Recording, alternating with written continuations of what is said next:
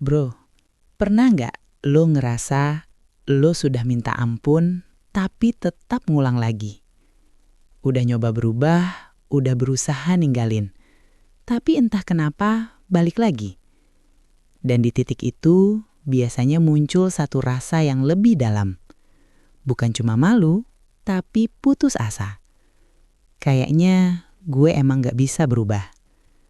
Dan mungkin yang selama ini kita kira masalahnya di niat, padahal bukan.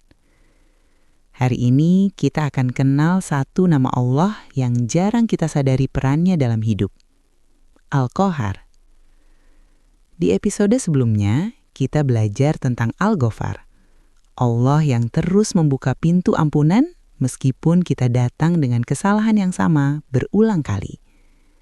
Tapi setelah kita minta ampun, setelah kita sadar dan ingin berubah, muncul satu pertanyaan yang jujur. Kalau Allah sudah mengampuni, kenapa gue masih belum berubah? Dan disitulah kita mulai mengenal Al-Qahar. Al-Qahar berarti yang maha menundukkan, yang mampu menundukkan apapun, termasuk sesuatu yang paling sulit dikendalikan oleh manusia, hati. Bro, kita sering berpikir perubahan itu sepenuhnya ada di tangan kita. Padahal tidak. Ada bagian dalam diri kita yang tidak bisa kita paksa sendiri. Dan disitulah kita butuh Allah. Masalahnya bukan karena kita nggak mau berubah, tapi karena ada hal dalam diri kita yang lebih kuat dari sekedar niat. Kebiasaan, keinginan, keterikatan, hal-hal itu tidak selalu bisa dikalahkan hanya dengan tekad. Makanya kita sering jatuh di titik yang sama. Bukan karena kita nggak serius, tapi karena kita belum disadarkan siapa yang benar-benar memegang kendali. Coba lo renungkan ini pelan-pelan, bro. Kalau perubahan sepenuhnya ada di tangan kita, mungkin dari dulu kita sudah berubah. Tapi faktanya, kita masih berjuang di titik yang sama. Itu bukan berarti kita gagal. Itu tanda bahwa kita butuh Allah untuk menundukkan sesuatu dalam diri kita yang tidak bisa kita kalahkan sendiri. Kalau lo lagi di fase ingin berubah tapi merasa mentok, lo nggak sendirian. Kalau lo mau belajar melihat proses ini dengan lebih jujur, silahkan subscribe.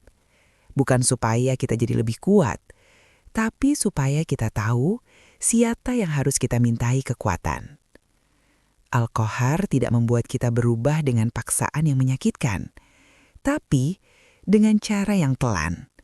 Kadang lewat kejadian yang bikin kita sadar, kadang lewat rasa lelah yang akhirnya bikin kita berhenti, kadang lewat jalan yang ditutup satu persatu. Sampai akhirnya kita sampai di satu titik, bukan lagi memaksa diri untuk berubah, tapi menyerahkan diri untuk dibentuk.